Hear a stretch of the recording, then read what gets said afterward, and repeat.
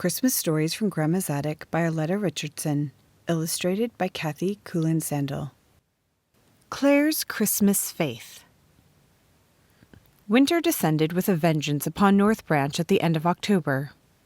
Snow lay on the ground and frigid air rushed down from Canada. Suddenly, it didn't seem too soon for the Williamses to think about Christmas. In November, Clare came home with exciting news. "Sam and I have a job after school and on Saturdays," he announced. "A job? Clare, you're only 7 years old." Mabel glanced at Len in amusement. "Almost 8, he corrected Mama. He looked at his father imploringly. "I can do it, can't I, Papa? I'll earn money for Christmas presents and I'll share it with you." "It depends on what the job is, son," Len replied, "and upon who is offering it to you. Is it someone we know?" Clare nodded. "It's Mr. Gage at the store. He says that Sam and I can run errands and make deliveries and sweep out for him. I'm big enough to do that." Len and Mabel agreed that Clare might try for the job, and the rest of the month he came home happily each evening and added his pennies, and an occasional nickel to the box where he kept his earnings. "What are you going to do with all that wealth?" Mabel asked one afternoon. "You are collecting quite a bit there." Clare beamed. "I haven't added on today's, but yesterday I already had 34 cents. I'll tell you a secret if you promise not to tell." "I promise." "I'm going to get Papa a watch for Christmas." "A watch? My, what a wonderful gift." Mabel tried to sound enthusiastic, but her heart dropped at the thought of the little boy's disappointment when he discovered that his resources would never cover anything so grand. "There is one at Jackson's jewelry store that I have my eye on," Clare continued importantly. "Mr. Jackson says it's a very good watch, and he will hold it for me. You won't tell Papa, will you?" Mabel promised again that she would not, but she did talk to Sarah Jane about it. "There are only 3 weeks left until Christmas," she said. "What can I do for him when he tries to buy that watch for 50 cents? "Did you mention how much it probably would cost?" asked Sarah Jane. "Yes, I also suggested that he might not make that much before Christmas. When Len reminded him that the Lord's tithe needs to come out before he purchases his Christmas presents, I thought for sure Clare would give up his idea." "But that didn't discourage him, huh? I suppose this is one of the lessons he'll have to learn from experience. That's tough for a little boy." "That's not the worst part," Mabel sighed.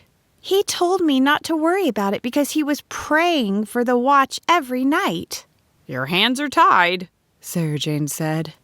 "It's going to be interesting to see how God handles this one."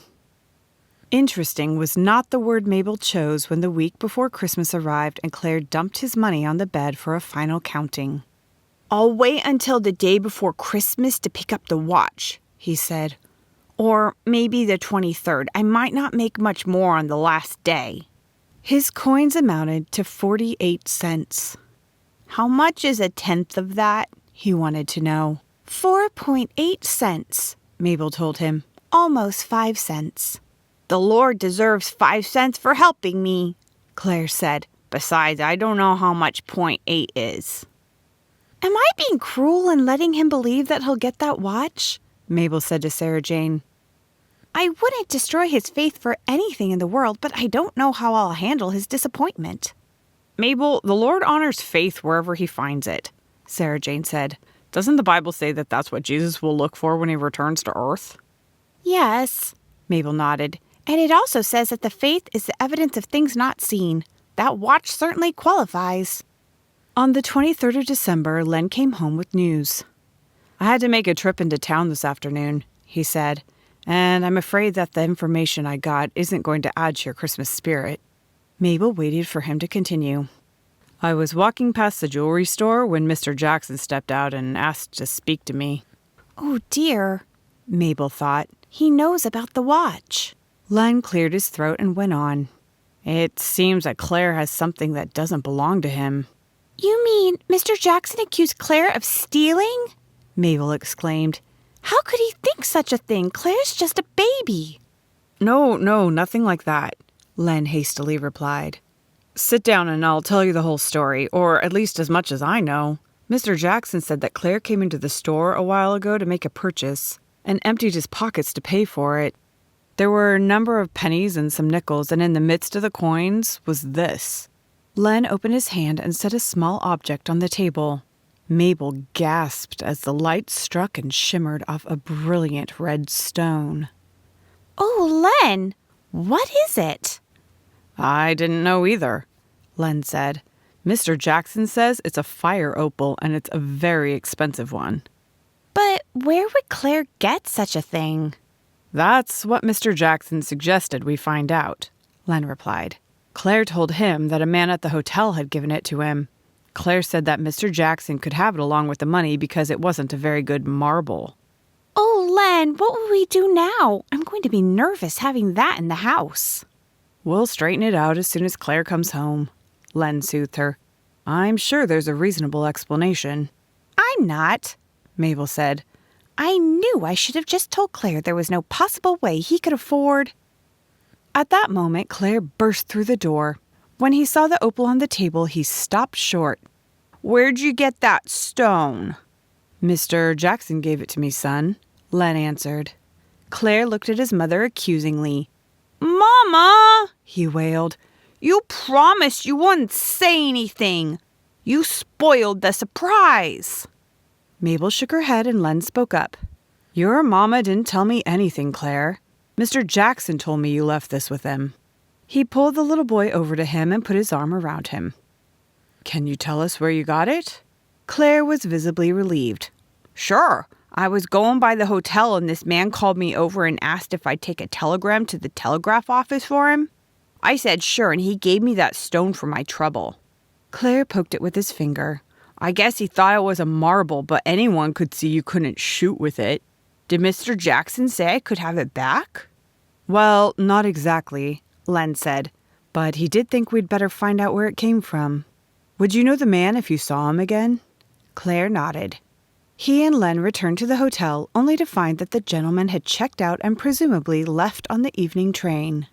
There was nothing to do but to keep the gem overnight. Mabel wrapped it carefully and hid it in the flour bin. When Len returned to the jewelry store the next morning, Mr. Jackson met him with excitement. We know where the opal came from, Mr. Williams. It was stolen from a dealer in Detroit. The fellow evidently realized that they were closing in on him and gave the stone to your son in the hope that he could reclaim it later. He must have panicked and got out while he still could. The good news is that there is a reward for its recovery. Len placed the stone on the counter. What is the reward? He asked cautiously. $100, Mr. Jackson replied. He beamed happily. Just in time for Christmas, you can finish your shopping in style. Len stared at him in disbelief. You mean that Clare will receive $100? We've never had that much money at one time. We've never needed that much money. Clare can spend what he's earned on Christmas gifts, but this will go into the bank for him. I can't believe this. Oh, he's spent what he earned all right, Mr. Jackson said with a chuckle. And I'll see that he gets a fine, one. You have a great boy there, Mr. Williams. I like to see a boy with ambition. This was a lucky coincidence for him. No, Mabel said when Len repeated the conversation to her. It wasn't a coincidence. I believe this is a response to Clare's faith. He prayed for enough to get a special gift for you, and he's worked as hard as he could to earn it. The Lord always gives more than we can ask or think. Christmas was a day of celebration. Clare proudly presented his papa with a watch which clearly cost more than the 52 cents he had earned for it. But Mr. Jackson had insisted that Clare did indeed pay for the gift. Christmas needs to be celebrated with peace, joy, and faith, Mabel said to Sarah Jane as they fixed turkey sandwiches for supper that evening. I'm ashamed when I think of the hours I spent agonizing over Clare's disappointment instead of trusting the Lord to work things out. But you'll have to admit that it could have gone differently. What might have happened to his faith if it hadn't worked out this way? He really didn't earn enough for a watch. Clare will learn that life doesn't always hand out happy experiences, Sarah Jane replied. But this Christmas will help him learn to trust the Lord. That won't desert him even when hard times come later. We discover something new every Christmas, don't we? No wonder it's such a special day of the year. End of Clare's Christmas Faith.